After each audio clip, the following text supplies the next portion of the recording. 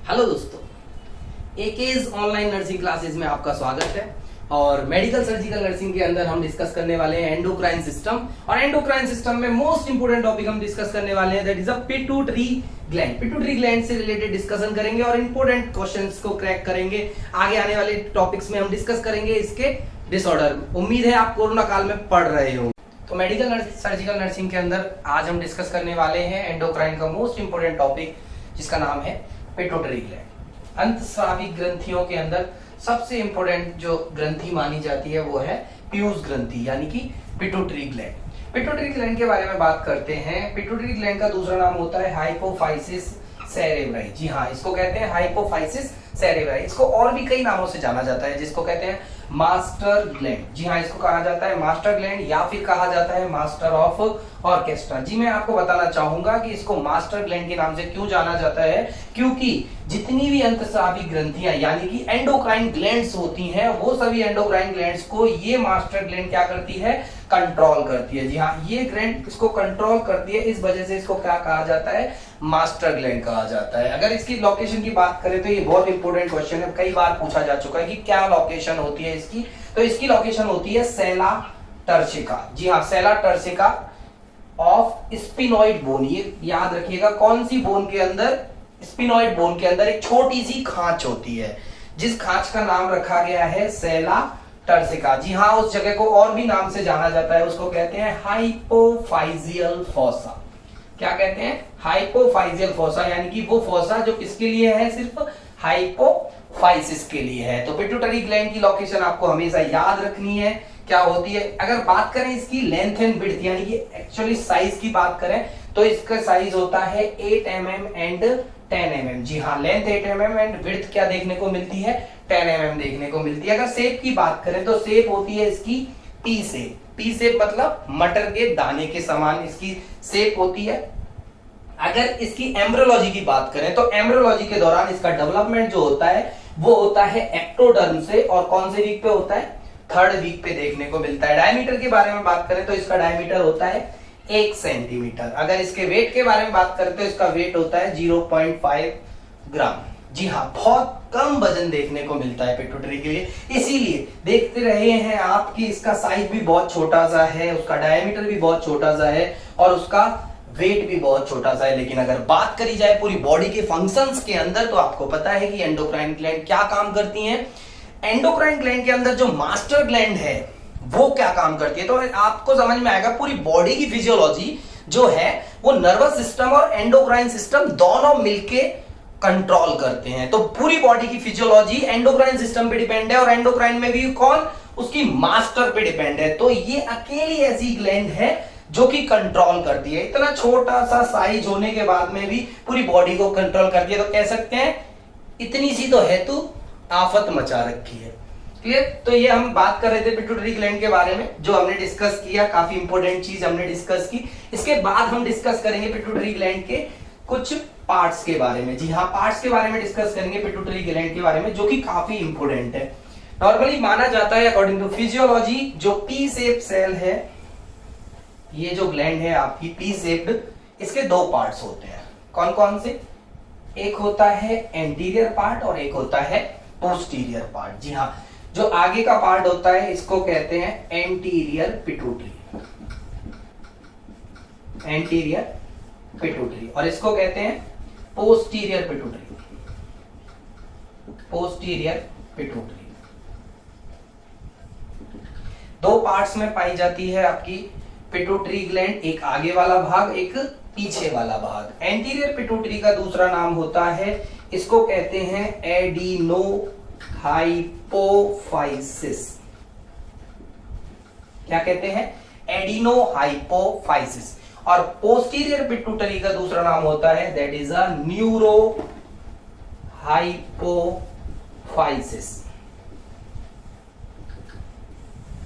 तो याद रखिएगा, hypophysis cerebri, hypophysis cerebri is the pituitary gland. तो हाइपोफाइसिस के 2 part, one is the anterior, one is the posterior. Anterior pituitary का दूसरा नाम अडीनो हाइपोफाइसिस और पोस्टीरियर पिट्यूटरी का नाम न्यूरो हाइपोफाइसिस। इनको क्यों रखा गया है, इनके नाम क्यों हैं ऐसे, तो याद रखिएगा जो आपको समझ में आएगा, मास्टर का भी एक होता है हेड मास्टर, समझ रहे हो। तो ऐसे ही हमारी बॉडी के अंदर जो पिट्यूटरी है, उस पिट्यूटरी को रेगुलेट करने के लिए या उसको भी कंट्रोल करने के लिए कौन काम में आता है, हेड मास्टर काम में आता है, जिसका नाम होता है हाइपोथैलेमस। जी हाँ,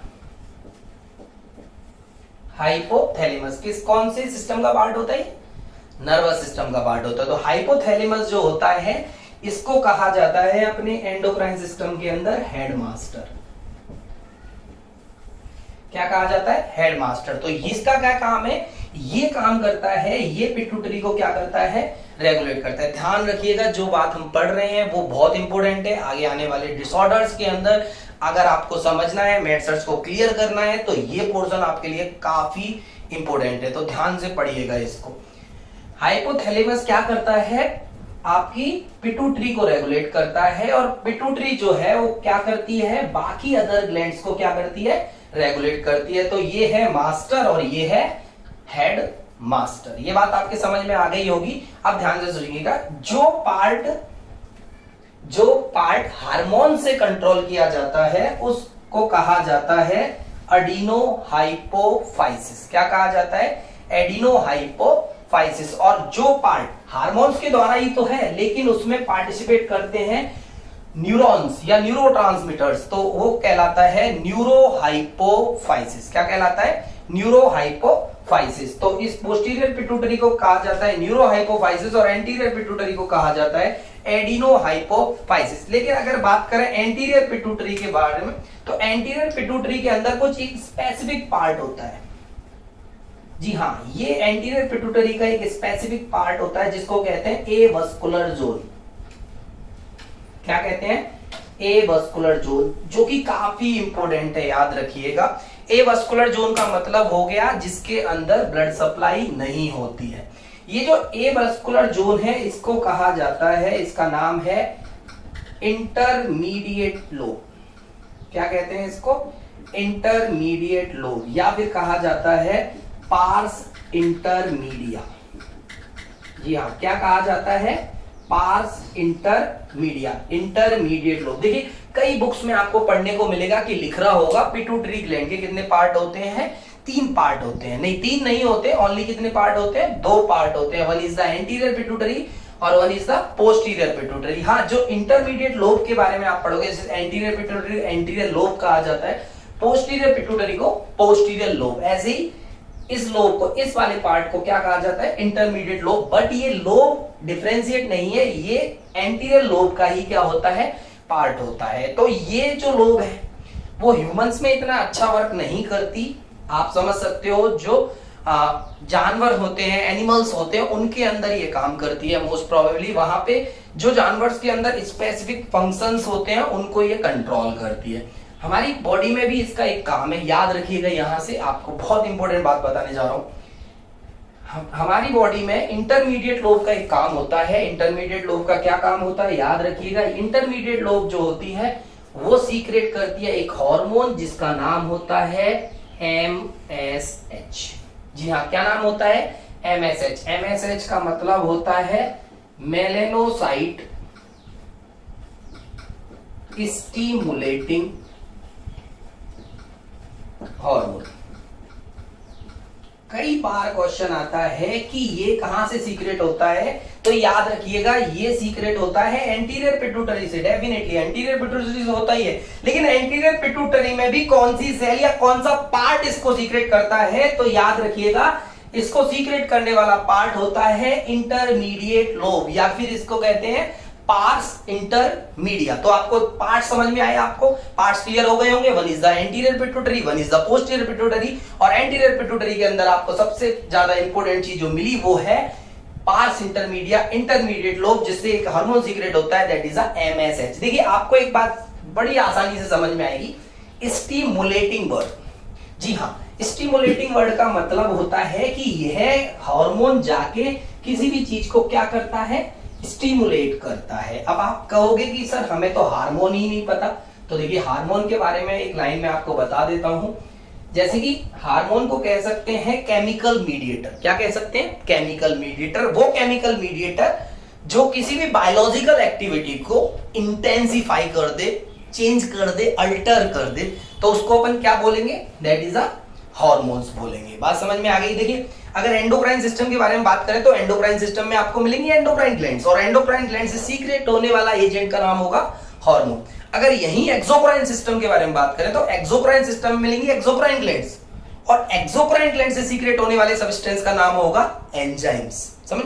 तो एंजाइम और हार्मोन आप ऐसे समझ सकते हो, है दोनों भाई भाई, एक कहीं और से आ रहा है और दूसरा कहीं और से आ रहा है, तो दोनों अलग अलग जगह से आते हैं, काम भी एक जैसा है। वो भी एक केमिकल मीडिएटर है, वो भी क्या करता है? किसी भी बायोलॉजिकल एक्टिविटी को अल्टर कर सकता है, चेंज कर सकता है, और हार्मोन भी क्या कर सकता है? किसी भी बायोलॉजिकल एक्टिविटी को अल्टर कर सकता है और चेंज कर सकता है। देखिए, यहां आपको एक बात कॉमनली मिलेगी। देखिए, पिट्यूटरी ग्लैंड के बारे में एक बात कॉमन है कि पिट्यूटरी ग्लैंड मोस्ट प्रोबेबली जितनी भी ग्लैंड्स होती है उन सभी को क्या करती है? स्टिमुलेट करती है। तो इससे जितने भी हार्मोन, मोस्ट प्रोबेबली जो भी हार्मोन सीक्रेट होंगे वो ज्यादातर कौन से होंगे?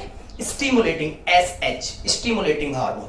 देखिए, चलिए मैं आपको एक बहुत इंपॉर्टेंट टॉपिक पढ़ाने वाला हूं इसी के अंदर, that is a cell of anterior pituitary. जी हां, एंटीरियर पिट्यूटरी के अंदर कौन कौन सी सेल्स पाई जाती हैं? तो एंटीरियर पिट्यूटरी के अंदर जो सेल्स पाई जाती हैं वो दो प्रकार की होती है। या एंटीरियर पिट्यूटरी दो प्रकार की सेल से बनी होती है। One is the chromophobe cell. कौन सी सेल? क्रोमोफोब। और एक का नाम होता है क्रोमोफिल सेल। Chromophil cell. तो क्रोमोफोब सेल और क्रोमोफिल सेल, दो तरीके की सेल से एंटीरियर पिट्यूटरी बनती है। एंटीरियर पिट्यूटरी के अंदर दो तरीके की सेल पाई जाती हैं। क्रोमोफोब सेल भी कितनी परसेंट पाई जाती है? 50%। और क्रोमोफिल सेल भी कितने परसेंट पाई जाती है? 50%। यानी कि दोनों ही सेल 50-50% पाई जाती है। ध्यान से सोचिए आपकी बात को। क्रोमोफोब जो सेल होती है that is a non secretory cell. Non secretory cell का मतलब जो कि कोई भी सीक्रेशन नहीं करती। और आप समझ गए कि एंडोक्राइन ग्लैंड है तो हमें उससे क्या चाहिए? हार्मोन। और हार्मोन है तो वो हार्मोन क्या करेगा? मेरी बॉडी में जाके मेरी फिजियोलॉजिकल एक्टिविटीज को क्या करेगा? अल्टर करेगा, इंटेंसिफाई करेगा। और ये सेल तो कुछ सीक्रेट करती नहीं है, तो नहीं करती, इसका मतलब सिंपल हो गया, ये हमारे काम की नहीं है। अगर एंडोक्राइन है और हार्मोन सीक्रेट नहीं कर रही तो फिर कोई काम की नहीं है। लेकिन क्रोमोफिल सेल, खास बात यह है कि जो क्रोमोफिल सेल होती है, ये क्रोमोफिल सेल कौन सी होती हैं? सीक्रेटरी सेल होती है। जी हां, जितने भी हार्मोन्स पिट्यूटरी के बारे में आपने पढ़े होंगे आपकी नर्सिंग के दौरान, वो सभी हार्मोन यहां से सीक्रेट होंगे। कौन सी सेल से? क्रोमोफिल सेल से। क्लियर है? नेक्स्ट अगर बात करें, क्रोमोफोब सेल के अंदर ग्रेनुअल्स जो होते हैं वो एब्सेंट होते हैं। क्या होते हैं? ग्रेनुअल्स एब्सेंट होते हैं। और क्रोमोफिल सेल के अंदर ग्रेनुअल्स क्या होते हैं? प्रेजेंट होते हैं। तो एक बात आपको समझ में आएगी, बड़ी आसान सी है, मेरे हिसाब से कनेक्शन तो आप बना ही सकते हो, क्योंकि मेडिकल सर्जिकल नर्सिंग है और कनेक्शन ना बने पॉसिबल नहीं है। तो आपको एक बात समझ में आ गई, जो नॉन सीक्रेटरी सेल्स है उनमें ग्रेनुअल्स एब्सेंट है, जो सीक्रेटरी सेल है उनमें ग्रेनुअल प्रेजेंट है। तो इसका मतलब ये हुआ कि जो सीक्रेशन हो रहा होगा वो कहां से हो रहा होगा? ग्रेनुअल से हो रहा होगा। हाँ जी हाँ, जितने भी हार्मोन्स होते हैं वो हार्मोन्स कहां से सीक्रेट होते हैं? ग्रेनुअल्स से सीक्रेट होते हैं। तो इनमें ग्रेनुअल्स एब्सेंट होते हैं और इसमें ग्रेनुअल्स क्या होते हैं? प्रेजेंट होते हैं। अगर इनको मैं स्टेन करता हूं तो ये जो ग्रेनुअल्स एब्सेंट होगा वो सेल लाइट स्टेन होगी, मतलब हम इसको इजीली स्टेन नहीं कर सकते। लेकिन जो ग्रेनुअल्स वाली सेल होगी वो डार्क स्टेन होगी। डार्क स्टेन का मतलब है हम इसको इजीली डिटेक्ट कर सकते हैं। तो दो सेल्स मिली आपको एंटीरियर पिट्यूटरी में, इसमें से एक सेल तो कोई काम की है ही नहीं, और दूसरी सेल जो काम की है उसकी खास बात यह है कि उसमें ग्रेनुअल्स प्रेजेंट है, और जब उसको स्टेन करते हैं तो उसके स्टेन में कैसा देखने को मिलता है? डार्क स्टेन देखने को मिलता है। नेक्स्ट अगर मैं बात कहूं आपसे, जब मोस्ट इंपोर्टेंट बात आप इसको दिमाग में रख लीजिएगा तुरंत, और वो ये जो खास बात ये है कि क्रोमोफोब सेल जो होती है वो क्रोमोफिल सेल की क्या होती है? प्रीकर्सर होती है। जी हाँ, प्रीकर्सर, नाम तो सुना होगा प्रीकर्सर। जी हाँ, प्रीकर्सर का मतलब है ये क्रोमोफिल सेल जो है वो क्रोमोफोब सेल से ही बनती है। क्रोमोफोब सेल से ही कौन सी सेल बनती है? Chromophil cell. इसको इसलिए क्या कहा जाता है? प्रीकर्सर के नाम से जाना जाता है। तो मेरे हिसाब से सेल्स ऑफ एंटीरियर पिट्यूटरी, यानी सेल ऑफ एंटीरियर पिट्यूटरी के बारे में आपको पता चल गया होगा, क्रोमोफोब सेल और क्रोमोफिल सेल। देखिए अब आपके बारे में आप पढ़ाते हैं आपको मोस्ट इंपोर्टेंट बात, क्रोमोफिल सेल्स के भी कुछ टाइप्स होते हैं। जी हाँ, आपने हार्मोन्स तो पढ़े होंगे ना, ये हार्मोन्स कहाँ से और कौन कौन सी सेल से आते हैं उनके बारे में और इनके क्या क्या नाम होते हैं, इस बात पे जरूर फोकस करिएगा। क्रोमोफिल सेल के बारे में बात करते हैं, जो कि कितने परसेंट थी, 50%, जो कि कैसी थी, सीक्रेटरी सेल्स, और जो कि इसमें क्या पाए जाते हैं, ग्रेन्युल्स, और कैसा स्टेन था, डार्क स्टेन था। चलिए क्रोमोफिल सेल के बारे में बात करते हैं, ध्यान से सुनिएगा। ये दो प्रकार की होती है, one is the alpha cell, one is the alpha cell और one is the beta cell. कौन सी cell, beta cell, alpha cell और बीटा सेल। देखिए अल्फा सेल को कहा जाता है एसिडोफिलिक सेल, नाम तो सुना होगा आपने, एसिडोफिलिक सेल, और दूसरा बीटा सेल, बीटा सेल को कहा जाता है बेसोफिलिक सेल।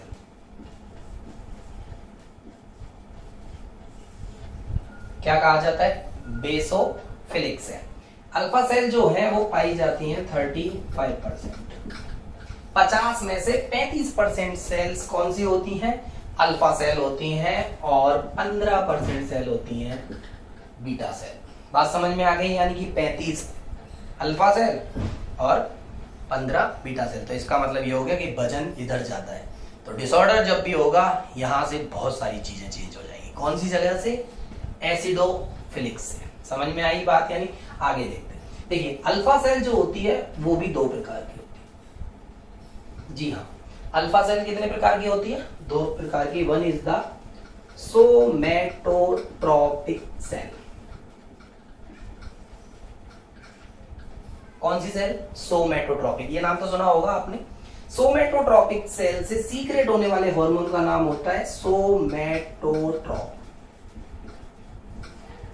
क्या नाम होता है, सोमैटोट्रोप। ये नाम सुना है आपने, जी हाँ सुना होगा। सोमैटोट्रोप जो है ये किसी हार्मोन का दूसरा नाम है, आपको याद होगा। सोमैटोट्रोप है जीएच हार्मोन का दूसरा नाम। GH is the growth hormone का दूसरा नाम कौन सा होता है, सोमैटोट्रोप। और इसको सोमैटोट्रोप क्यों कहते हैं, क्योंकि ये कौन सी सेल से सीक्रेट होता है, सोमैटोट्रोपिक सेल। सोमैटोट्रोपिक सेल किसकी होती है, अल्फा सेल की होती है, और अल्फा सेल जो है वो किसका पार्ट है, क्रोमोफिल सेल का पार्ट है। समझ में आ गई बात, यानी तो क्रोमोफिल सेल के सोमैटोट्रोपिक सेल से सीक्रेट होने वाला हार्मोन सोमैटोट्रोप, जिसको कहा जाता है जीएच। इसके बारे में और काफी सारा डिस्कशन करने वाले हैं हम।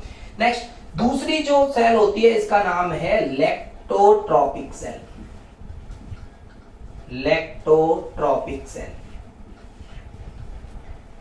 लैक्टोट्रोपिक, लैक्टो किसके लिए बड़ी चीज है, मिल्क के लिए। जी हाँ, लैक्टोट्रोपिक सेल जो है उससे सीक्रेट होने वाले हार्मोन का नाम होता है लैक्टोट्रोप। क्या नाम होता है, लैक्टोट्रोप। और लैक्टोट्रोप का दूसरा नाम आपने सुना ही होगा, जिसमें कोई शक ही नहीं है, आप नहीं सुना हो। कौन सा होता है, प्रोलैक्टिन। बहुत सारे स्टूडेंट तो मेरे से भी होशियार होते जा रहे होंगे, बस पटाख से मेरे पेन बोलने से पहले ही नाम निकल के आ जाता होगा, प्रोलैक्टिन। तो प्रोलैक्टिन हार्मोन को लैक्टोट्रोप क्यों कहा जाता है, कौन सी सेल से सीक्रेट होता है, मेरे हिसाब से यह बात आपको आसान हो गई होगी कि एसिडोफिलिक अल्फा सेल से सीक्रेट होने वाले दो hormone, one is the GH और one is the prolactin. Next है बेसोफिलिक सेल के बारे में हम डिस्कस करने वाले थे कि बेसोफिलिक सेल के अंदर और भी प्रकार की सेल्स पाई जाती हैं। जैसे कि अगर बात करें फर्स्ट पार्ट के अंदर बेसोफिलिक सेल्स की, पहली सेल जो होती है वो है थायरोट्रॉप। थायरोट्रॉप, जी हाँ थायरोट्रॉप, इस नाम से ही समझ में आ रहा होगा। थायरोट्रॉप जो सेल होती हैं या थायरोट्रॉपिक सेल्स जो होती हैं, ये सेल्स क्या करती हैं, ये करती हैं एक हार्मोन का सीक्रेशन जिसका नाम होता है टीएसएच। क्या होता है, टीएसएच। जी हाँ, lactotrope, लैक्टोट्रॉपिक cell, somatotrope, सोमैटोट्रॉपिक cell, थायरोट्रॉपिक sales यानी कि थायरोट्रॉप जो कि सीक्रेट करता है क्या, टीएसएच। क्या सीक्रेट करता है, टीएसएच। याद करो थोड़ी देर पहले ही मैंने आपसे डिस्कस किया था, और डिस्कस के दौरान मैंने खुद ने बोला था कि यहां पे ज्यादातर चीजों में आपको SH मिलेगा। ध्यान से सुनिएगा, क्या मिलेगा? SH मतलब स्टिमुलेटिंग हार्मोन। नेक्स्ट अगर दूसरी सेल के बारे में बात करते हैं, इसका नाम है कॉर्टिकोट्रॉप या कॉर्टिकोट्रोपिन सेल्स। इससे सीक्रेट होने वाले हार्मोन का नाम होता है कॉर्टिकोट्रोपिक हार्मोन। कॉर्टिकोट्रोपिक हार्मोन सुना होगा नाम आपने। कॉर्टिकोट्रोपिक हार्मोन्स का जो दूसरा नाम होता है उसका नाम होता है ACTH। क्या नाम होता है? ACTH। आप समझ गए होंगे। अभी तक हमने कितने हार्मोन्स डिस्कस कर लिए? सबसे पहले हमने जो डिस्कस किया है वो किया है MSH, उसके बाद GH, उसके बाद प्रोलैक्टिन, उसके बाद TSH, उसके बाद ACTH। जी हाँ, अगली सेल का नाम जो है वो मैं यहां लिख देता हूं आपके लिए। उस सेल का नाम है गोनेडोट्रोपिक सेल यानी कि गोनेडोट्रोप। जी हाँ, कौन सी सेल है? गोनेडोट्रोप। नाम से ही समझ में आ रहा है गोनाड्स के बारे में बात हो रही है। जी हाँ, किसके बारे में बात हो रही है? गोनाड्स। तो गोनेडोट्रोपिक सेल्स के बारे में बात कर रहे हैं। तो गोनेडोट्रोपिक सेल्स जो होती हैं उससे दो हार्मोन सीक्रेट होते हैं। एक का नाम होता है FSH और एक का नाम होता है LH। जी हाँ, एक LH और एक FSH, दो हार्मोन्स यहां सीक्रेट होते हैं। तो टोटल आपको समझ में आई कि बेसोफिलिक सेल्स यानी कि बीटा सेल्स जो हैं उसमें टोटल 3 प्रकार की सेल्स पाई जाती हैं। वन इज द थायरोट्रॉप, कॉर्टिकोट्रॉप और गोनेडोट्रॉप। थायरोट्रॉप से सीक्रेट होने वाला हार्मोन TSH, कॉर्टिकोट्रॉप से सीक्रेट होने वाला हार्मोन ACTH और गोनेडोट्रॉप से सीक्रेट होने वाला हार्मोन FSH और LH। तो बड़े कंफ्यूजन हो जाते हैं कि कौन सी चीज कहां से सीक्रेट हो रही है। तो इनके नाम याद रखना, इनके नाम में ही इनके हार्मोन्स का नाम होता है। तो अगर मैं देखूं एक बार कि कौन कौन से हार्मोन्स हो गए हैं टोटल अपने पास में, तो आपको समझ में आएगा MSH, GH, prolactin, TSH, ACTH, LH और FSH। और एक और काम की बात, जब आप पढ़ोगे अच्छे से तो आपने डिसऑर्डर्स पहले अगर रिवाइज किए होंगे आपने आपकी कंपटीशन के अंदर, तो आपने देखा होगा कहीं आपको मिलेगा इनके रेगुलेशन के दौरान कि इनके कुछ एंटी हार्मोन्स होते हैं जो इनको इनहिबिटरी हार्मोन होते हैं, जो इनको क्या कर देते हैं, इनके सीक्रेशन को सडनली स्टॉप कर देते हैं। उनको कहते हैं इनहिबिटरी हार्मोन, IH। क्या कहते हैं? IH। और उनको सीक्रेट करने वाला होता है मास्टर ग्लैंड। जी हाँ, मास्टर ग्लैंड से सीक्रेट होते हैं वो हार्मोन, इनको कहते हैं IH। तो कुछ हार्मोन्स के IH होते हैं लेकिन कुछ हार्मोन के IH नहीं होते। समझ रहे हो?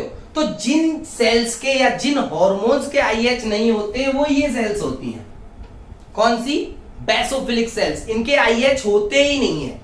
लेकिन अगर बात करें एसिडोफिलिक सेल्स के तो इनके IH होते हैं। तो आपको ये याद करने की जरूरत नहीं पड़ेगी कि इस हार्मोन का IH है, इस हार्मोन का IH नहीं है, इसका IH है, इसका IH नहीं है। तो आपको याद रहेगा सीधा सीधा सिंपल सिंपल कि एसिडोफिलिक के पास में क्या पाए जाते हैं? उनके IH पाए जाते हैं। तो आप जब भी पढ़ोगे आपको देखने को मिलेगा कि GH का मिलेगा GH IH हार्मोन। जब भी GH को स्टॉप कराएगा, कौन कराएगा? GH IH कराएगा। और जब भी प्रोलैक्टिन को बंद कराएगा वो भी कौन कराएगा? PIH। कौन कराएगा? PIH। समझ में आ गई बात है आपको? तो PIH prolactin inhibiting hormone, GH IH growth hormone inhibiting hormone. तो और सबसे अच्छी बात है बेसोफिलिक सेल के IH क्या होते हैं? एब्सेंट होते हैं। तो आपके दिमाग में ये आएगा कि बेसोफिलिक हार्मोन्स जो होते हैं, बेसोफिलिक सेल के हार्मोन, उनके IH एब्सेंट होते हैं, तो उनको फिर बंद कौन कराता है? तो उनको बंद कराने की चीज जो होती है उसको हम वहीं पढ़ेंगे जहां इन हार्मोन्स के बारे में पढ़ने वाले हैं। तो ध्यान रखिएगा। चलिए हम देखते हैं कि कौन कौन से हार्मोन एंटीरियर पिट्यूटरी ने टोटल हार्मोन सीक्रेट करे हैं। मैं सिर्फ हार्मोन्स के नाम लिखूंगा और आप आपके दिमाग में सडनली लेके आओगे कि ये कौन से जगह से सीक्रेट हुआ था, कौन सी सेल ने इसको सीक्रेट किया था। क्लियर? सबसे पहले GH, क्या नाम था इसका दूसरा?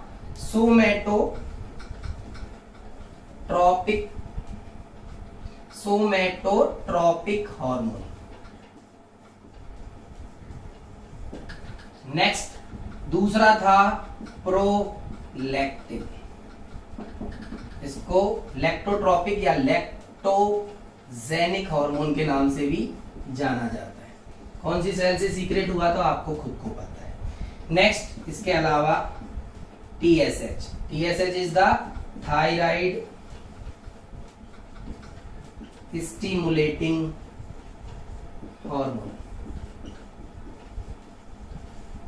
Next ACTH, adeno corticotropin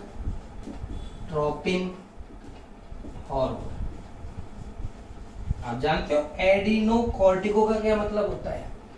adeno cortico का मतलब होता है एड्रिनल ग्लैंड के कोर्टेक्स पार्ट के बारे में बात हो रही है। किसके बारे में? एड्रिनल ग्लैंड के कोर्टेक्स पार्ट को जो हार्मोन स्टिमुलेट करेगा उस हार्मोन का नाम होगा ACTH। नेक्स्ट अगर बात करें अपन तो हमें कौन कौन से मिल गए? GH मिल गया, प्रोलैक्टिन, TSH, ACTH। इसके अलावा मिलेगा LH, FSH। LH is a luteinizing hormone. जी हाँ, आपने ज्यादातर इसको पढ़ा होगा गायनी के अंदर, गायनी और ऑप्स के अंदर इन हार्मोन्स को डिस्कस किया जाता है। Next FSH is the follicular stimulating hormone.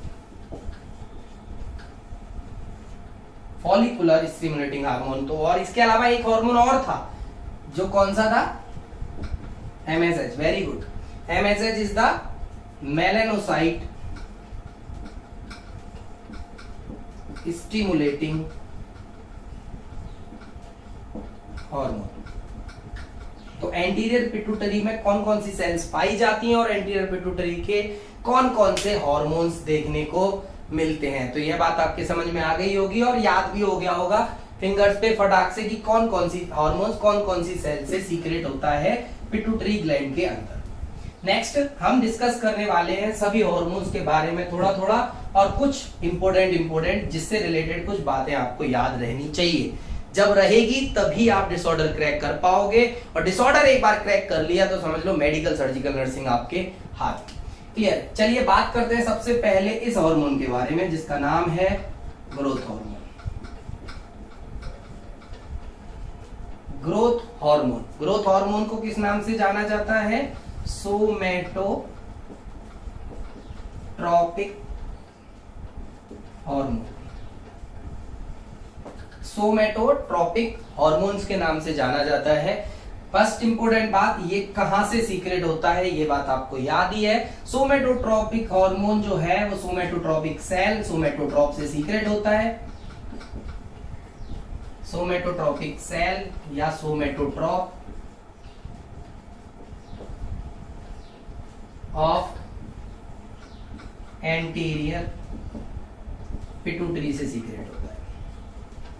एक बार क्वेश्चन पूछा गया है एक एग्जाम के दौरान कि यह हार्मोन कितने अमाइनो एसिड से बना होता है, तो याद रखिएगा GH हार्मोन बनता है 191 अमाइनो एसिड से बनता है। क्लियर है? नेक्स्ट, ये बात तो हमने पहले भी डिस्कस कर ली है कि सर ये तो हमें याद है, इससे इंपोर्टेंट और क्या है, तो ध्यान से सुनिएगा। खास बात है आप लोगों के लिए, सभी हार्मोन्स में एक खास बात आपको याद रखनी है, और वो क्या कि ग्रोथ हार्मोन जो है सोमैटोट्रॉपिक हार्मोन जो है इनका रेगुलेशन।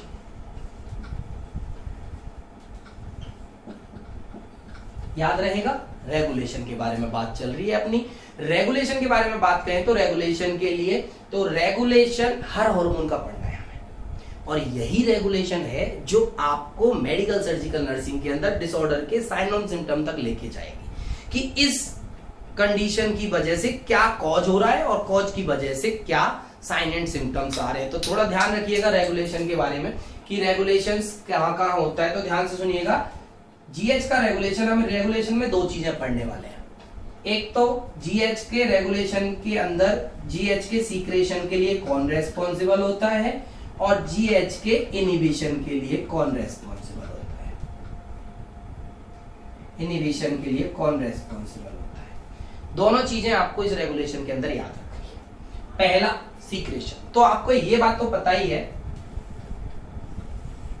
ये बात तो आपको पता ही है कि ये एंटीरियर पिट्यूटरी के एक सेल जिसका नाम था कौन सा, सोमैटोट्रॉपिक सेल यानी कि सोमैटोट्रॉप, वहां से सीक्रेट होता है GH। लेकिन इसको कब पिट्यूटरी कब सीक्रेट करती है? ऐसा तो नहीं है कि ये हमेशा ही सीक्रेट होता रहता होगा, कभी तो कोई ऑर्डर पिट्यूटरी को मिलता होगा GH से सीक्रेशन के लिए। तो ध्यान से सुनिएगा, मैंने आपको बताया था कि पिट्यूटरी को भी रेगुलेट करने के लिए एक बंदा है, कौन? हाइपोथैलेमस। जी हाँ, तो हाइपोथैलेमस से एक हार्मोन सीक्रेट होता है जिसका नाम है growth hormone releasing hormone, GHRH। GHRH नाम का हार्मोन हाइपोथैलेमस से आता है और एंटीरियर पिट्यूटरी से जाके टकरा जाता है, और टकराने के बाद में एंटीरियर पिट्यूटरी को बोलता है कि रिलीज कर, क्या कर? रिलीज कर कौन सा हार्मोन? GH। नाम से ही समझ में आ गया होगा, ग्रोथ हार्मोन रिलीजिंग हार्मोन। तो क्या करना है, जब ये मैसेज एंटीरियर पिट्यूटरी के पास पहुंचेगा तो तुरंत वो क्या करेगी? GH हार्मोन को रिलीज कर देगी, और GH hormone different different place पे जाके अपना काम परफॉर्म करेगा। अब होता क्या है कि जब बॉडी में नॉर्मल से ज्यादा GH का लेवल होने लगता है तो GH को क्या कराना होता है? बंद कराना होता है। तो यही हाइपोथैलेमस एक हार्मोन सीक्रेट करता है। जैसे कि मैंने बता दिया था कि एसिडोफिलिक सेल्स का हमेशा क्या पाया जाता है? IH पाया जाता है। तो यहां आपको मिलेगा GHIH, growth hormone inhibitory hormone. जैसे ही ग्रोथ हार्मोन, इस एरो से मत जाना पोस्टीरियर, ये घूम के आ गया लो, GHIH। तो GHIH जब इससे टकराएगा तो ये कहेगा कि इसको क्या कर दो? बंद कर दो, और GH का सीक्रेशन क्या हो जाएगा? बंद। तो GH के रेगुलेशन आपको समझ में आ गए, बड़े आसान से थे। इसके सीक्रेशन को करने के लिए रेस्पॉन्सिबल है GHRH, और इसके इनहिबिशन को रेस्पॉन्सिबल है GHIH। एक और बात, काफी बात पूछा गया है, GHIH का दूसरा नाम बताओ। GHIH का दूसरा नाम, तो GHIH का दूसरा नाम होता है सोमैटोस्टैटिन। कौन सा? सोमैटोस्टैटिन। और आपको पता होगा, याद करो फटाक से कि सोमैटोस्टैटिन आपने कहां पढ़ा है? नहीं याद आएगा ना, होमवर्क नेक्स्ट टाइम की वीडियो में पूछूंगा आपसे। सोमैटोस्टैटिन, GHIH का दूसरा नाम क्या होता है? सोमैटोस्टैटिन। नेक्स्ट, ये तो बात कर रहे थे हम ग्रोथ हार्मोन के रेगुलेशन के बाद में। नेक्स्ट अब बात करते हैं ग्रोथ हार्मोन के फंक्शंस क्या होते हैं। तो ग्रोथ हार्मोन के फंक्शंस के बारे में बात करें, ग्रोथ हार्मोन के फंक्शंस क्या होते हैं, तो नाम से समझ में आ रहा है सर ये क्या कराता है हमारी बॉडी के अंदर? ये हमारी बॉडी के अंदर क्या कराता है? ग्रोथ कराता है। ग्रोथ हार्मोन का काम क्या होता है बॉडी के अंदर? जी हाँ, ग्रोथ कराता है। ये ग्रोथ कराता है बॉडी की, ग्रोथ ऑफ द बॉडी। लेकिन सिर्फ ग्रोथ कराता है ऐसा भी नहीं, ग्रोथ के साथ में ये बहुत सारी चीजें कराता है। ये ग्रोथ कराता है, ये बॉडी के अंदर सेल्स जो हैं उनके अंदर स्पेसिफिक क्या शुरू कर देता है? डिफरेंशिएशन, यानी कि सेल्स का क्या कर देता है? मल्टीप्लीकेशन। जब सेल्स मल्टीप्लाई होती हैं, 1 से 2, 2 से 4, 4 से 8, 8 से 16 लगातार रेप्लिकेट मल्टीप्लाई होती है, तभी बॉडी की क्या होती है? ग्रोथ देखने को मिलती है किसी भी ऑर्गन को, कि जब सेल डिफरेंशिएट होती है तभी उसके अंदर क्या शुरू हो जाती है? ग्रोथ शुरू हो जाती है। क्लियर? तो कुछ जगह पे ये ग्रोथ नहीं करती, जैसे कि नेल्स की ग्रोथ नहीं करती, हेयर्स की ग्रोथ नहीं करती, या रिप्रोडक्टिव ऑर्गन्स की ग्रोथ जीएच के ऊपर डिपेंड नहीं होती है। अगर यही समझे अगर इसके डिसऑर्डर को कि जीएच बढ़ जाएगा, एक पर्सन है जिसके अंदर एक्सेसिव सीक्रेशन हो रहा है ग्रोथ हार्मोन का, तो क्या देखने को मिलेगी? उसकी ग्रोथ क्या हो जाएगी? बढ़ जाएगी, और बढ़ने के बाद में उसकी हाइट बहुत बड़ी देखने को मिलेगी, टॉलर देखने को मिलेगा एकदम। और वही अगर किसी पर्सन के अंदर जीएच का सीक्रेशन कम हो गया है, नहीं हो रहा है, क्या देखने को मिलेगी? उसकी हाइट और डिफरेंशिएशन ग्रोथ क्या देखने को मिलेगी? कम। तो जो शॉर्ट स्टेचर होते हैं उनके अंदर जीएच कम होती है, जो टॉलर होते हैं उनके अंदर जीएच का सीक्रेशन क्या होता है? ज्यादा देखने को मिलता है। क्लियर? नेक्स्ट, इसके अलावा भी ये कोई काम करता है? जी हाँ, जीएच हार्मोन जो होता है ये बहुत सारे काम करता है। बहुत सारे क्या क्या काम है हम देख लेते हैं। स्पेसिफिक डिफरेंशिएशन के बारे में बात करें तो स्पेसिफिक डिफरेंशिएशन किस किस का करेगा जिससे हमारी ग्रोथ बढ़ेगी? तो ध्यान से सुनिएगा, ग्रोथ बढ़ाने के लिए दो स्पेसिफिक डिफरेंशिएशन में जो सेल्स हैं, एक तो है बोन। जितना ज्यादा स्केलेटल सिस्टम का डेवलपमेंट होगा ग्रोथ बढ़ती जाएगी, और दूसरा सेल्स की ग्रोथ। दो चीजें हैं जो ग्रोथ को रिप्रेजेंट करेंगे, एक द बोन और एक सेल। तो ये क्या करेगा, बोन के अंदर दो प्रकार की सेल आपने पढ़ी होंगी, नॉर्मल सी बात है। One is the osteoblast cell, one is the osteoclast cell. शायद क्वेश्चन भी आप लोगों के दिमाग में तुरंत आ गया होगा कि कौन सी सेल तो बोन को बनाती है और कौन सी सेल बोन को घटाती है या तोड़ती है, डिस्ट्रॉय करती है। तो सिंपल सी बात है, हम यहाँ पे ग्रोथ हार्मोन का काम पढ़ रहे हैं, तो ग्रोथ हार्मोन क्या करेगी, बोन को बढ़ाएगी। और जब ग्रोथ बोन को बढ़ाने की बात हो रही है तो कौन सी सेल काम में आएगी बढ़ाने के लिए, तो ऑस्टियोब्लास्ट सेल। ये क्या करती है, बोन फॉर्मिंग सेल होती है। Osteoclast cell bone destructive cell होती है। सुनाई दे रहा है, कंसंट्रेशन मेंटेन करके रखो, समझ में आएगा आप लोगों को कि ऑस्टियोब्लास्ट सेल क्या करेगी, बोन फॉर्मिंग यूनिट है। तो ये चीज हार्मोन क्या करेगा, ऑस्टियोब्लास्ट सेल की एक्टिविटी को क्या कर देगा, बढ़ा देगा। एक्टिविटी बढ़ने लगेगी तो बोन के फॉर्मेशन बढ़ने लगेगा, और बोन फॉर्मेशन बढ़ने लगेगा तो बॉडी में क्या आने लग जाएगी, ग्रोथ आने लग जाएगी। ऑस्टियोब्लास्ट सेल की एक्टिविटी को क्या कर देगी, बंद कर देगी या कम कर देगी, जिससे बोन के डिस्ट्रक्शंस कम हो जाएंगे और बोन ग्रोथ करने लगेगी। एक और बात, बोन को बनाने के लिए कौन से मिनरल की आवश्यकता होती है, नॉर्मल सी बात है, बोन कौन से मिनरल से बनती है, कैल्शियम से। किससे बनती है, कैल्शियम से। तो ये क्या करेगा, जब ये बोन के पास जाएगा और बोन को कहेगा कि भाई जीएच हार्मोन कहेगा कि बोन ग्रोथ करनी है, भाई बोन ग्रोथ करेगी, कंटिन्यूस करेगी, लेकिन बोन कहेगी मैं अब नहीं कर सकती। क्यों नहीं कर सकती, कि मुझे तो मेरा रॉ मटेरियल चाहिए ना, और वो रॉ मटेरियल क्या है, कैल्शियम। तू मेरे लिए कैल्शियम लाके दे, मैं ग्रोथ करूंगी। समझ में आ रही है। तो कैल्शियम को कहां से लाएगा, ये क्या करेगा, इंटेस्टाइन के पास जाके इंटेस्टाइन से कहेगा कि कैल्शियम के एब्जॉर्प्शन को क्या कर दो, बढ़ा दो। तो ये क्या कराएगा, कैल्शियम के एब्जॉर्प्शन को भी क्या करा देगा, बढ़ा देगा। और कैल्शियम का एब्जॉर्प्शन बढ़ेगा तो नॉर्मल सी बात है, कैल्शियम का एब्जॉर्प्शन बढ़ेगा, कैल्शियम ज्यादा आएगा तो ऑस्टियोब्लास्टिक सेल्स की एक्टिविटी बढ़ती जाएंगी और बोन की ग्रोथ होती जाएगी। तो ये बात आपके समझ में आएगी, बोन ग्रोथ ये कैसे कर पाएगा।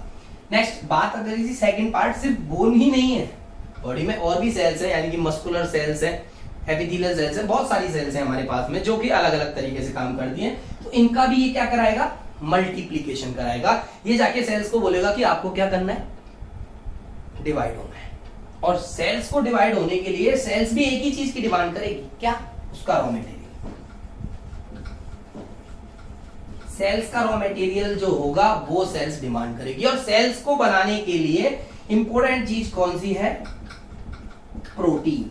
कौन सी है, प्रोटीन। तो जीएच हार्मोन क्या करेगा, प्रोटीन की मेटाबॉलिज्म पे काम करेगा। ये प्रोटीन ही नहीं, एक्चुअली जीएच हार्मोन जो है सेल्स की ग्रोथ कराने के लिए metabolism of protein, metabolism of fat और मेटाबॉलिज्म ऑफ कार्बोहाइड्रेट, तीनों को अल्टरेशन करता है। तो ध्यान से सुनिएगा, सेल्स के ऊपर जीएच हार्मोन का फंक्शन, सेल्स के ऊपर जीएच हार्मोन का फंक्शन, जैसे कि सबसे पहली बात करूं मैं तो पहला है metabolism of protein. Metabolism of protein के बारे में बात करें तो ये क्या करेगा, ये प्रोटीन के फॉर्मेशन को क्या कर देगा, बढ़ा देगा। प्रोटीन के फॉर्मेशन को बढ़ा देगा और प्रोटीन का फॉर्मेशन होगा, नॉर्मल सी बात है, सेल्स के मल्टीप्लिकेशन या नंबर्स बढ़ेंगे। और कैसे बढ़ेंगे प्रोटीन का फॉर्मेशन, ये ट्रांसलेशन और ट्रांसक्रिप्शन, दो प्रोसेस होती हैं प्रोटीन के फॉर्मेशन के लिए, ट्रांसलेशन और ट्रांसक्रिप्शन। इन दोनों प्रोसेस को क्या कर देगा, ये इंक्रीज कर देगा। अगर ये नहीं पढ़ा तो लास्ट वीडियो में जाके देख सकते हो कि ट्रांसलेशन और ट्रांसक्रिप्शन प्रोसेसेस क्या होती हैं प्रोटीन सिंथेसिस की। तो प्रोटीन फॉर्मेशन यानी कि प्रोटीन सिंथेसिस को ये क्या कर देगा, बढ़ा देगा। और मेटाबॉलिज्म ऑफ प्रोटीन जितना ज्यादा मिलेगा हमें, उतनी ही सेल्स की क्या देखने को मिलेगी, ग्रोथ। नेक्स्ट, सिर्फ मेटाबॉलिज्म ऑफ प्रोटीन नहीं, जैसा कि मैंने आपको बताया, कार्बोहाइड्रेट के मेटाबॉलिज्म को भी क्या कर देगा, बढ़ा देगा। कार्बोहाइड्रेट के मेटाबॉलिज्म को बढ़ाने से क्या फायदा होगा, देखिए नॉर्मल सी बात है, कार्बोहाइड्रेट जो है हमारी बॉडी में किसके लिए काम आता है, एनर्जी यील्डिंग फूड होता है। एनर्जी यील्डिंग का मतलब है ये बॉडी में क्या करता है, एनर्जी प्रोवाइड करने के लिए काम में आता है। तो कार्बोहाइड्रेट का मेटाबॉलिज्म बढ़ाने से क्या फायदा होगा, एनर्जी प्रोडक्शन का फायदा होगा। किसका होगा, एनर्जी प्रोडक्शन का। तो क्या होगा, जो भी कार्बोहाइड्रेट की एनाबॉलिक एक्टिविटीज हो रही होंगी, उनको तो ये क्या कर देगा, बढ़ा देगा। मतलब एनाबॉलिक एक्टिविटी वाले जिन जिन एक्टिविटीज से कार्बोहाइड्रेट बनाया जा रहा होगा वो सब तो बढ़ जाएंगी, और जो भी कैटाबॉलिक एक्टिविटी हो रही होंगी उन सभी कैटाबॉलिक एक्टिविटीज को क्या कर देगा, ये बंद कर देगा, जिसकी वजह से क्या होगा, हमारे पास में कार्बोहाइड्रेट अच्छे अमाउंट में मिलेगा। अब इस अच्छे अमाउंट से कार्बोहाइड्रेट से हमें फायदा क्या होगा, तो ये बात बहुत इंपॉर्टेंट, थोड़ा सा वक्त लीजिए, पेशेंस रखिए, आपको बताऊंगा कि कार्बोहाइड्रेट को बढ़ाने से हमारी बॉडी में क्या फायदा होगा। नेक्स्ट, अगर बात करें मेटाबॉलिज्म ऑफ फैट के बारे में तो ध्यान से सुनिएगा। ये मेटाबॉलिज्म ऑफ फैट के बारे में बात करें तो फैट का यानी कि लिपिड का मेटाबॉलिज्म भी कराएगा। लिपिड का मेटाबॉलिज्म कैसे होगा, लिपिड जो भी आपका अदर स्पीसीज में पड़ा होगा उसको तोड़ तोड़ के कहां लेके आएगा, ब्लड में। यानी कि अदर स्पीसीज, यानी कि अगर मैं बात करूं आपके स्किन के पास में या स्किन के ऊपर नीचे जो होगा वो फैट जो होगा वो स्किन से कहां आएगा, ब्लड में आएगा। और जब ब्लड में आएगा तो सेल्स ब्लड के अंदर से फैट का यूज ज्यादा करेंगे। फैट से यूज से क्या करेंगी, फैट के यूज से कुछ नहीं, सिर्फ एनर्जी का प्रोडक्शन करेंगी।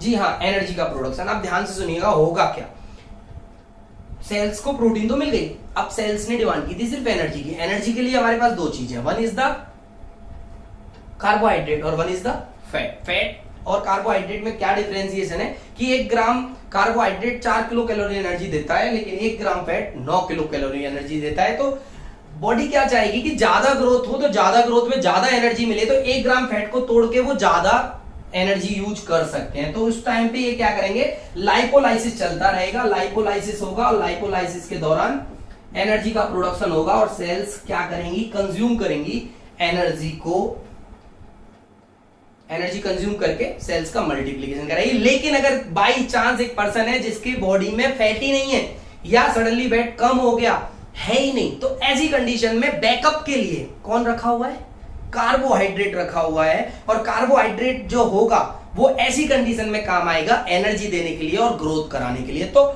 बैकअप के लिए पहले फैट और फैट के बाद में कौन आएगा, कार्बोहाइड्रेट। और प्रोटीन तो आपको पता ही है, सेल्स के मल्टीप्लिकेशन कराएगा ही। तो ये काफी इंपॉर्टेंट बात है जीएच हार्मोन की। इसी इन सब चीजों को याद करके ही आपको समझ में आएगा कि जिन पर्सन के अंदर हाइपर सीक्रेशन होता है जीएच का या जिन पर्सन के अंदर हाइपो सीक्रेशन होता है जीएच का, उनके अंदर के सिम्टम्स इन चीजों पे डिपेंड करते हैं। कि कोई पर्सन है जो हाइपरग्लाइसीमिया से सफर कर रहा है, कोई पर्सन है जो हाइपोग्लाइसीमिया से सफर कर रहा है। समझ में आई बात यानी। तो ये बहुत सारी चीजों में ग्रोथ कराता है, ग्रोथ के साथ में और भी चीजें। अगर हम बात करते हैं यहाँ पे सिर्फ डिस्कस करते हैं नाम के बारे में कि कौन कौन से डिसऑर्डर्स यहाँ ग्रोथ हार्मोन की वजह से देखने को मिल सकते हैं, तो 2 तरीके के डिसऑर्डर देखने को मिल सकते हैं। One is the hyposecretion of GH. Hyposecretion of GH यानी कि जीएच का सीक्रेशन कम हो जाएगा, तो उसके अंदर कौन कौन से डिसऑर्डर देखने को मिलेंगे, तो हाइपोसीक्रेशन ऑफ जीएच के अंदर डिसऑर्डर देखने को मिलेगा ड्वार्फिज्म। कौन सा देखने को मिलेगा, ड्वार्फिज्म। और अगर बात करें हाइपर सीक्रेशन ऑफ जीएच,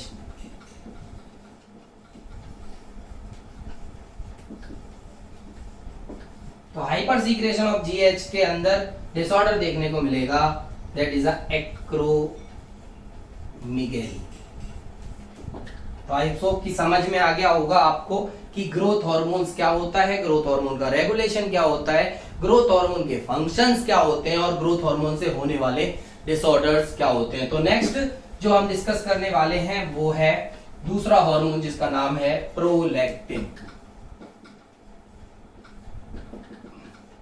कौन सा हार्मोन, प्रोलैक्टिन। नाम से ही समझ में आ रहा होगा कि ये कौन सा हार्मोन है, लैक्टोजेनिक हार्मोन। कौन सा हार्मोन है, लैक्टोजेनिक हार्मोन। इसका काम क्या है आपको समझ में आ गया होगा। लैक्टोजेनिक मतलब ये हार्मोन क्या काम करता है, मिल्क प्रोडक्शन का करता है, मिल्क प्रोडक्शन का काम करता है। कैसे करता है आपको समझ में आ गया। पहले हम बात करते हैं कि ये कहां से सीक्रेट होता है, ये लैक्टोट्रॉप ऑफ एंटीरियर पिट्यूटरी से सीक्रेट होता है।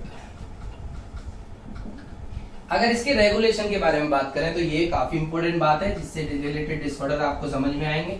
रेगुलेशन के बारे में बात करें रेगुलेशन के बारे में बात करें तो रेगुलेशन वही दो प्रकार का, प्रोलैक्टिन का सीक्रेशन और प्रोलैक्टिन का इनिबिशन। तो देखिए ध्यान से सुनिएगा, मैंने जैसे कि आपको बताया कि बात चल रही थी प्रोलैक्टिन के रेगुलेशन के बारे में, तो रेगुलेशन के लिए मैं बात बता रहा था कि प्रोलैक्टिन हार्मोन, जैसे कि अपन ने बात करें कि एंटीरियर पिट्यूटरी के से सीक्रेट होता है प्रोलैक्टिन हार्मोन।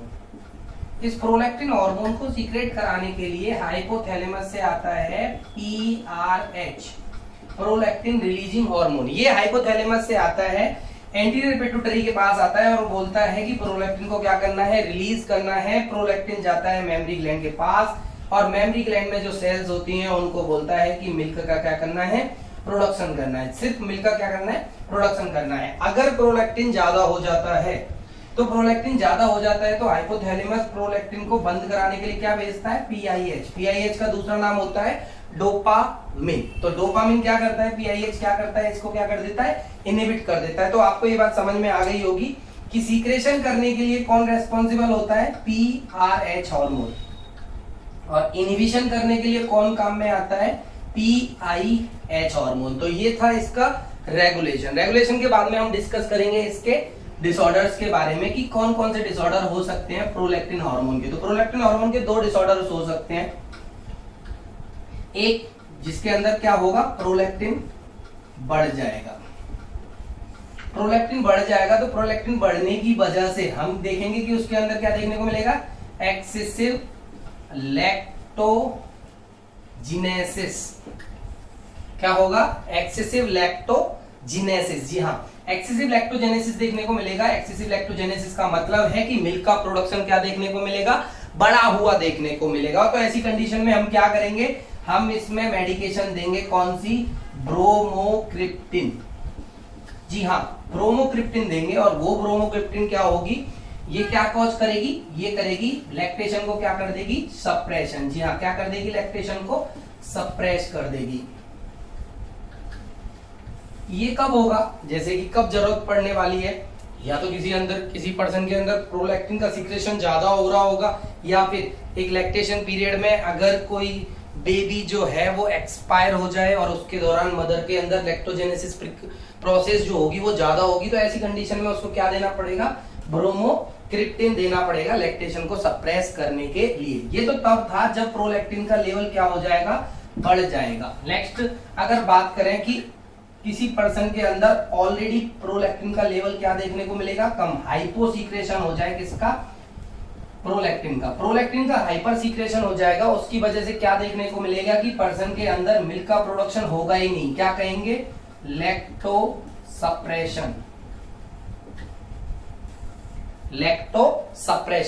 सप्रेशन देखने को मिलेगा, यानी कि मिल्क का प्रोडक्शन नहीं होगा। मिल्क का प्रोडक्शन नहीं होगा तो हम क्या करेंगे, इसमें जो दवाई देंगे उसका दवाई का नाम है मेटाक्लोरप्रोमाइड।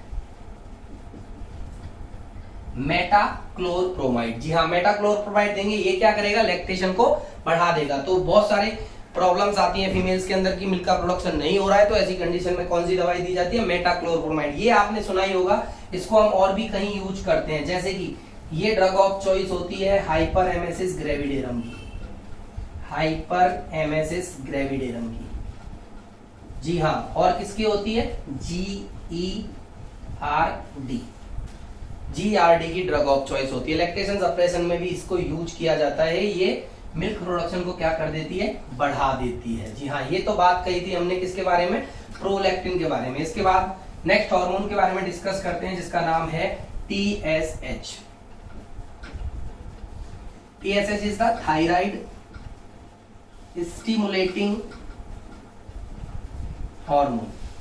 थायराइड स्टिमुलेटिंग हार्मोन जो है, इसको अगर बात करें ये कहां से सीक्रेट होता है, तो आपको याद है कि ये सीक्रेट होता है थायरोट्रॉप ऑफ एंटीरियर पिट्यूटरी की थायरोट्रॉप जो है वहां से ये सीक्रेट होता है। नाम से ही समझ में आ रहा है कि ये क्या करेगा, स्टिमुलेट करेगा, किसको, थायराइड को स्टिमुलेट करेगा। अगर इसके रेगुलेशन के बारे में बात की जाए तो इसका रेगुलेशन देख लेते हैं। देखिए, याद करो, टीएसएच जो है वो बेसोफिल से सीक्रेट होता है और बेसोफिल के पास में इनहिबिटरी हार्मोन तो होता ही नहीं है। तो इसको बंद कैसे किया जाएगा, तो इसका बंद करने का प्रोसेस कुछ डिफरेंट है, थोड़ा ध्यान दीजिएगा इस पे। तो इसके सीक्रेशन पे पहले बात कर लेते हैं कि इसके सीक्रेशन के लिए क्या होता है। बात करें एंटीरियर पिट्यूटरी से सीक्रेट होगा TSH।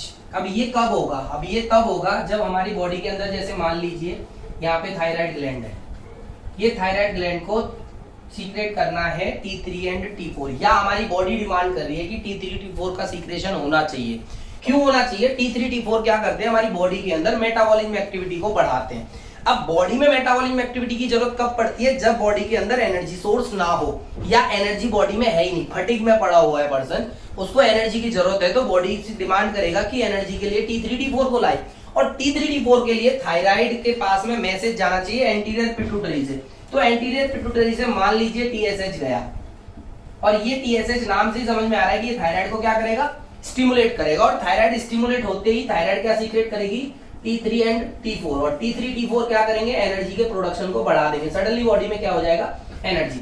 ये तो काम था TSH का। लेकिन अब हम बात करें कि TSH को सीक्रेट कब होना पड़ता है, तो जब ये थायराइड स्टिमुलेट, थायराइड के अंदर से बॉडी डिमांड करिए T3 T4 की, तो ये थायराइड हाइपोथैलेमस को मैसेज करेगी, और हाइपोथैलेमस यहाँ एंटीरियर पिट्यूटरी को मैसेज करेगा TRH का। किसका करेगा? TRH, thyroid releasing hormone. और ये थायराइड रिलीजिंग हार्मोन जो है एंटीरियर पिट्यूटरी के पास आके TSH का सीक्रेशन करवाएगा। TSH जाएगा थायराइड के पास में, और थायराइड जो है वो किसका सीक्रेशन करेगा? T3 T4 का। और बॉडी में एनर्जी क्या देखने को मिलेगी? बढ़ी हुई। अब बात आती है इसके इनिबिशन के बारे में कि इसका इनिबिशन कैसे होगा। तो इनिबिशन होने के लिए बड़ा आसान सा है कि क्या करेंगे? इनिबिशन के लिए जैसे कि नॉर्मल सी कंडीशन में देखने को मिल रहा था, पहली वालियों में हम देख रहे थे कि सबके लिए इनिबिटरी हार्मोन आ रहा था, लेकिन यहाँ पे इनिबिटरी हार्मोन है ही नहीं। तो इसके लिए कौन सा सिस्टम शुरू होगा? इसके लिए एक नया सिस्टम आएगा जिसको आपको याद रखना है, that is a negative feedback mechanism. किससे बंद होगा ये? Negative feedback mechanism. तो इनिबिशन याद रखना, जिसका इनिबिटरी हार्मोन नहीं होता है वो इस फीडबैक मैकेनिज्म से बंद होता है। नेगेटिव फीडबैक मैकेनिज्म से बंद होगा। नेगेटिव फीडबैक मैकेनिज्म का मतलब है कि जैसे ही बॉडी में T3 T4 का लेवल बढ़ जाएगा, एनर्जी का सोर्स बढ़ जाएगा, एनर्जी बढ़ जाएगी, तो तुरंत बॉडी मैसेज करेगी किसके पास में? हाइपोथैलेमस के पास में, और उसको बोलेगी कि बहुत हो गया थायराइड, अब उसको क्या कर दो? बंद कर दो। तो ये हाइपोथैलेमस से जो TRH आ रहा था उसका सीक्रेशन क्या हो जाएगा? बंद हो जाएगा। और TRH का सीक्रेशन बंद होते ही एंटीरियर पिट्यूटरी TSH का सीक्रेशन बंद कर देगी, और TSH का सीक्रेशन बंद हो जाएगा, थायराइड स्टिमुलेट नहीं होगी, T3 T4 का सीक्रेशन क्या हो जाएगा? बंद हो जाएगा। तो इस प्रोसेस को क्या बोलेंगे? Negative feedback mechanism. तो TSH का रेगुलेशन आपको समझ में आ गया। सीक्रेशन किसके द्वारा? TRH के द्वारा। और इनिबिशन नेगेटिव फीडबैक मैकेनिज्म के द्वारा देखने को मिलता है। नेक्स्ट, फंक्शन तो मेरे हिसाब से आपको बताने की जरूरत नहीं है। TSH का फंक्शन क्या है? थायराइड को क्या करती है? ये स्टिमुलेट करती है T3 T4 के सीक्रेशंस के लिए। नेक्स्ट, अगर डिसऑर्डर्स के बारे में बात करें, क्या होगा अगर TSH ज्यादा हो गया? तो नॉर्मल सी बात है, T3 और T4 क्या हो जाएगा?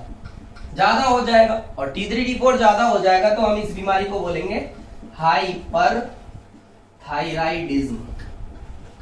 क्या बोलेंगे? Hyper thyroidism. और अगर TSH कम हो गया तो क्या देखने को मिलेगा? T3 T4 कम देखने को मिलेंगे, इसको बोलेंगे हाइपोथायराइडिज्म। तो TSH के बढ़ने और TSH के घटने पे कौन कौन से डिसऑर्डर आते हैं ये आपको समझ में आ गया होगा। वीडियो देख लीजिएगा, हाइपरथायराइडिज्म और हाइपोथायराइडिज्म की आपको समझ में आ जाएगा। नेक्स्ट हम बात करते हैं TSH के बाद में हमारे पास में एक हार्मोन है जिसका नाम है ACTH। ACTH एडिनोकॉर्टिकोट्रोपिन hormone. जैसे कि नाम आपको पता ही है, एडिनोकॉर्टिकोट्रोपिन हार्मोन। एडिनोकॉर्टिकोट्रोपिन हार्मोन के बारे में बात करें कि ये कहां से सीक्रेट होता है, तो आपको पता ही है, ये कॉर्टिकोट्रोप ऑफ एंटीरियर पिट्यूटरी से सीक्रेट होता है। एंटीरियर पिट्यूटरी से सीक्रेट होता है। अगर इसके रेगुलेशन के बारे में बात करते हैं, पहले इसके रेगुलेशन के बारे में बात कर लेते हैं कि आखिरकार इसका रेगुलेशन कैसे होता है। तो रेगुलेशन में वही सब, पहले क्या देखना है हमें? इसका सीक्रेशन देखना है। अगर इसके सीक्रेशन के बारे में बात करें तो देखिए, ध्यान से सुनिएगा, ये है आपकी पिट्यूटरी और यहां से आ रहा है एंटीरियर पिट्यूटरी से ACTH। यहाँ पे एक ग्लैंड है आपकी जो किडनी के ऊपर पाई जाती है, क्या कहते हैं उसका नाम? Adrenal gland. जी हाँ, एड प्लस रीनल, रीनल से जुड़ी हुई ग्लैंड। इस एड्रिनल ग्लैंड के अंदर भी दो पार्ट होते हैं, एक अंदर का पार्ट जिसको बोलते हैं मेडुला और एक बाहर का पार्ट जिसको बोलते हैं कोर्टेक्स। तो ये जो हार्मोन सीक्रेट हो रहा है ये मेडुला के लिए नहीं है, सिर्फ किसके लिए है? कोर्टेक्स के लिए। और कोर्टेक्स से रिलेटेड हार्मोन जो सीक्रेट होंगे, जैसे कि आपने सुना होगा ग्लूकोकॉर्टिकॉइड, कॉर्टिकॉइड्स, कॉर्टिकॉइड्स का नाम सुना होगा, मिनरलोकॉर्टिकॉइड या फिर गोनेडोकॉर्टिकॉइड। ये कोर्टेक्स से ये तीन हार्मोन सीक्रेट होते हैं, ग्लूकोकॉर्टिकॉइड, मिनरलोकॉर्टिकॉइड और गोनेडोकॉर्टिकॉइड। इन तीनों हार्मोन्स का सीक्रेशन किसके ऊपर डिपेंड करता है? ACTH के। तो जब एंटीरियर पिट्यूटरी से ACTH सीक्रेट होगा और वो जाएगा कोर्टेक्स के पास में, तो कोर्टेक्स इन हार्मोन्स का सीक्रेशन क्या कर देगा? बढ़ा देगा। अब बात आ गई कि ACTH के सीक्रेशन के लिए क्या करना पड़ता है। तो ACTH का बड़ा सिंपल सा है कि क्या होगा, यहां से ये हाइपोथैलेमस है, ये यहां से सीक्रेट करेगा एक हार्मोन जिसका नाम है CRH, corticotropin releasing hormone, corticotropin releasing hormone. तो ये क्या करेगा, ये आएगा एंटीरियर पिट्यूटरी को बोलेगा कि क्या सीक्रेट करना है? ACTH सीक्रेट करना है। ACTH जाएगा कोर्टेक्स के पास और वहां ग्लूकोकॉर्टिकॉइड, मिनरलोकॉर्टिकॉइड और गोनेडोकॉर्टिकॉइड के लेवल को बढ़ा देगा। देखिए इन हार्मोन्स के बारे में आगे बहुत सारा डिस्कस करेंगे क्योंकि इनके बहुत सारे फंक्शंस हैं। जैसे ही इनके फंक्शंस होंगे और बॉडी के अंदर चेंजेस आएंगे और पता चलेगा कि इसका लेवल, इन हार्मोन्स का लेवल क्या है, ज्यादा है, तो ये तुरंत मैसेज जाएगा किसके पास? हाइपोथैलेमस के पास। और ये वाला कौन सा मैसेज होगा? Negative feedback mechanism. आप तो जानते होंगे निगेटिव फीडबैक का बड़ा आसान सा रोल है कि जब भी हम किसी का नेगेटिव फीडबैक देते हैं तो उसकी प्रोसेस क्या हो जाती है? वहीं की वहीं स्टॉप हो जाती है, इनहिबिट हो जाती है। तो जैसे ही नेगेटिव फीडबैक जाएगा, हाइपोथैलेमस जो है वो CRH का सीक्रेशन क्या कर देगा? बंद कर देगा। CRH का सीक्रेशन बंद होते ही पिट्यूटरी ACTH का सीक्रेशन बंद कर देगी। ACTH का सीक्रेशन बंद होते ही कोर्टेक्स जो है इन हार्मोन का सीक्रेशन क्या कर देगा? बंद कर देगा। इस पूरी प्रोसेस का आपको समझ में आ गया, उसको कहते हैं रेगुलेशन। तो रेगुलेशन में सीक्रेशन किसने कराया? CRH ने कराया। और इनहिबिशन, नो प्रॉब्लम, आपको क्लियर हो गया होगा कि इनहिबिशन होता है निगेटिव फीडबैक मैकेनिज्म के द्वारा। जी हाँ, नेगेटिव फीडबैक मैकेनिज्म से देखने को मिलता है। नेक्स्ट, ACTH का आपको रेगुलेशन समझ में आ गया, फंक्शन आपको समझ में ही आ गया कि ये क्या करेगा? एडर्नल ग्लैंड के कोर्टेक्स पार्ट को ओनली स्टिमुलेट करेगा, मेडुला से इसका कोई कनेक्शन नहीं है। कोर्टेक्स से सीक्रेट होने वाले हार्मोन्स को ही क्या करेगा? सीक्रेट करवाएगा। तो ACTH नाम से समझ में आ गया, सिर्फ किसका काम है? करता है कॉर्टिको, यानी कि कोर्टेक्स से रिलेटेड काम करता है। अगर इसके डिसऑर्डर्स के बारे में बात करते हैं तो इसके डिसऑर्डर्स बड़े आसान से हैं, समझ लीजिएगा। अगर आज समझ में आ गए तो फिर हमेशा समझ में आएंगे। डिसऑर्डर के बारे में बात करें तो ACTH का लेवल अगर बढ़ जाता है, ACTH का लेवल अगर बढ़ जाता है तो बढ़े हुए डिसऑर्डर को कहते हैं कुशिंग डिजीज। क्या कहते हैं? Cushing disease. और अगर ACTH का लेवल कम हो जाता है तो डिसऑर्डर का नाम होता है एडिंसन डिजीज। क्या होता है? एडिंसन डिजीज। तो दो डिसऑर्डर देखने को मिलते हैं ACTH की वजह से। तो ये था ACTH। ACTH के बाद में हम डिस्कस करेंगे गोनेडोट्रोपिन्स के रिलेटेड बातें। तो गोनेडोट्रोपिन्स मैंने आपको बताया था, गोनेडोट्रोपिन्स जो हार्मोन होते हैं कौन कौन से होते हैं? वन इज द LH और one is the FSH। LH और FSH, अगर इनके सीक्रेशन के बारे में बात करें तो बड़ा याद रहेगा अपन को ये क्वेश्चन, बहुत बार ESIC में भी पूछा है कि FSH कहां से सीक्रेट होता है। तो होता क्या है कि हम लोग गायनी में पढ़ पढ़ के बार बार हमारे दिमाग में रहता है कि ये ओवेरी से, ओवेरी से नहीं होता। कहां से होता है? एंटीरियर पिट्यूटरी से। एंटीरियर पिट्यूटरी कौन सी सेल से? गोनेडोट्रोप से, गोनेडोट्रोप ऑफ एंटीरियर पिट्यूटरी। जी हाँ, चलिए बात करते हैं इनके रेगुलेशन के बारे में। तो बड़ा आसान सा है, दोनों का रेगुलेशन एक जैसा ही है। रेगुलेशन बड़ा आसान सा है, जिसके अंदर हम बात करेंगे सीक्रेशन के बारे में। तो इसका सीक्रेशन के बारे में बात करते हैं तो ये रही है एंटीरियर पिट्यूटरी। एंटीरियर पिट्यूटरी की ये गोनेडोट्रॉप से सीक्रेट होने वाले एलएच और एफएसएच। मान लीजिए एलएच एफएसएच जा रहे हैं किसके पास में, ओवरी के पास में, और ओवरी से वो अपना काम करा रहे हैं। एलएच एफएसएच का सीक्रेशन कैसे होगा, जब हाइपोथैलेमस से कौन आएगा, जी हाँ, जीएनआरएच, गोनेडोट्रोपिन रिलीजिंग हार्मोन। जब ये हाइपोथैलेमस आके बोलेगा एंटीरियर पिट्यूटरी को कि सीक्रेट करने हैं गोनेडोट्रोपिन हार्मोन्स, यानी कि एलएच और एफएसएच, तब ये ओवरी के पास जाएंगे और ओवरी से अपना काम कराएंगे। क्लियर। जैसे ही मान लीजिए इनका लेवल बढ़ जाता है, ओवरी से क्या जाएगा, निगेटिव फीडबैक मैकेनिज्म शुरू हो जाएगी, फीडबैक जाएगा, और फीडबैक के दौरान क्या होगा कि जीएनआरएच का लेवल क्या हो जाएगा, कम हो जाएगा। जीएनआरएच कम होगा, एलएच एफएसएच कम होंगे, और यहाँ पे इनके फंक्शंस भी क्या हो जाएंगे, बंद हो जाएंगे। तो बड़ा आसान सा है कि सीक्रेशन करने के लिए कौन काम आएगा, जीएनआरएच, और इनहिबिशन करने के लिए negative feedback mechanism, negative feedback mechanism. समझ में आया होगा आपको, रेगुलेशन बड़ा आसान सा था एलएच और एफएसएच का। लेकिन अब बात करते हैं इनके फंक्शंस के बारे में। जी हाँ, इनके फंक्शंस के बारे में बात कर लेते हैं, बड़ा आसान सा है इनका फंक्शंस। जैसे कि मैं बात करूं एफएसएच के बारे में,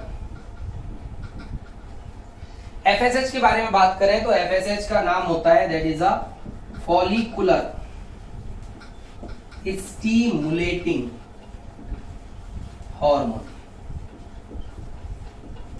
फॉलिकुलर स्टिमुलेटिंग हार्मोन यानी कि फॉलिकल्स को क्या करता है, स्टिमुलेट करता है। फॉलिकल्स को स्टिमुलेट करने से क्या फायदा होगा कि फीमेल्स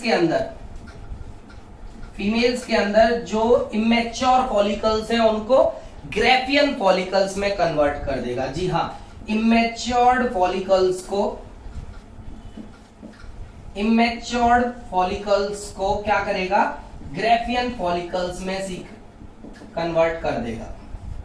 और ग्रेफियन फॉलिकल आपको याद ही है कि ग्रेफियन फॉलिकल जब बन जाता है तो क्या होता है, ओवम का सीक्रेशन होता है। पर ओवम का सीक्रेशन एफएसएच रेस्पॉन्सिबल नहीं है, उसके लिए काम आएगा एलएच। लेकिन यहां आपको समझ में आएगा कि फीमेल्स के अंदर इमेच्योर्ड फॉलिकल्स को ग्रेफियन फॉलिकल्स में कन्वर्ट करने के लिए एफएसएच रेस्पॉन्सिबल है फीमेल्स के अंदर। मेल्स के अंदर क्या होता है, मेल्स के अंदर ये क्या कराता है, मेल्स के अंदर कराता है स्पर्मेटोजेनेसिस। क्या कराता है, स्पर्मेटोजेनेसिस। स्पर्मेटोजेनेसिस यानी कि production of sperm.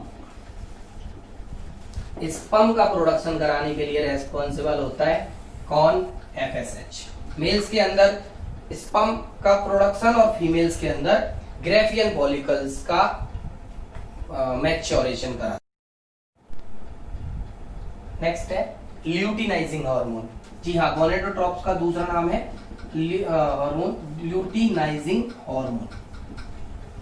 Luteinizing hormone को अलग अलग नामों से जाना जाता है। जी हाँ, फीमेल्स के अंदर इस हार्मोन का नाम दिया जाता है ओवुलेटरी हार्मोन, यानी कि ओवुलेशन के लिए रेस्पॉन्सिबल हार्मोन। तो कई बार क्वेश्चन आया है कि ओवुलेशन के लिए कौन सा हार्मोन रेस्पॉन्सिबल होता है, एलएच।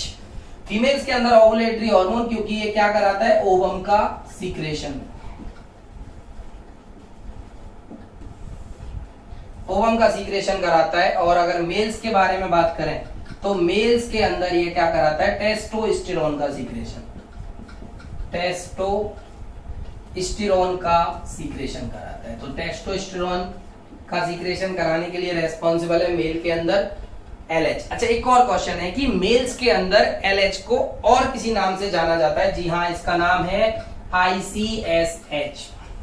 याद रखिएगा, आईसीएसएच का मतलब है इंटरस्टिशियल सेल स्टिमुलेटिंग हार्मोन, यानी कि ये इंटरस्टिशियल सेल्स को स्टिमुलेट करके किसका सीक्रेशन कराता है, टेस्टोस्टेरोन का सीक्रेशन कराता है। तो गोनेडोट्रॉप्स के बारे में हमने डिस्कस किया, एफएस और LH.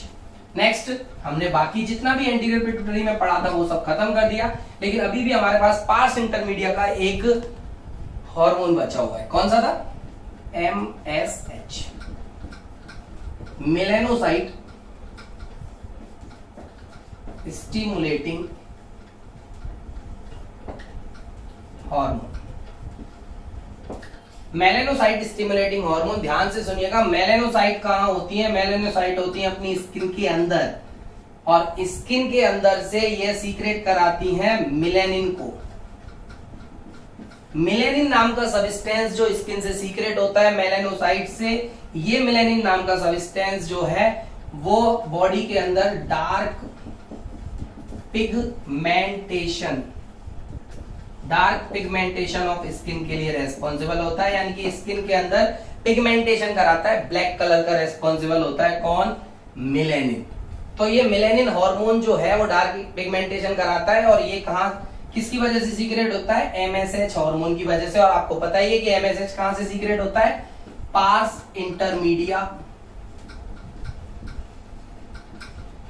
Intermedia of anterior pituitary. तो इसका लेवल जब भी ज्यादा होगा, बॉडी कैसी कलर की होने लगेगी? डार्क पिगमेंटेशन, यानी कि ब्लैक कलर की होने लगेगी। अब बात आ गई कि सर इसका सीक्रेशन और इनिबिशन कैसे होता है, मतलब इसका रेगुलेशन कैसे होता है। तो बड़ा आसान सा है, ध्यान से रखिएगा, सुनिएगा। सीक्रेशन के बारे में बात करें तो इसका सीक्रेशन जो है वो सीक्रेशन होता है जब स्किन के ऊपर कंटिन्यूअस सनलाइट पड़े, तो सनलाइट की वजह से स्किन के ऊपर जो सेल्स हैं मेलानोसाइट्स जो है वो स्टिमुलेट होंगी, तो एमएसएच होगा, एमएसएच सीक्रेट होगा तो सीक्रेशन बढ़ेगा, तो डार्क पिगमेंटेशन देखने को मिलेगा। या फिर मॉइस्चर, टेम्परेचर, तो बहुत सारे ऐसे फैक्टर्स हैं इनकी वजह से यह सीक्रेशन देखने को मिलता है। मॉइस्चर, टेम्परेचर, हीट, ये सभी फैक्टर जो हैं वो एमएसएच का सीक्रेशन बढ़ाते हैं। और अगर बात करें इसके इनिबिशन की, तो ध्यान से सुनिएगा, एक बड़ी इंपॉर्टेंट बात है कि पार्स इंटरमीडिया के लिए भी एक इनिबिटरी हार्मोन सीक्रेट होता है, और उसका नाम होता है MIH। कौन सा होता है? MIH। तो ये था इसका इनिबिशन। तो रेगुलेशन आपको समझ में आ गया होगा, बहुत छोटा सा था।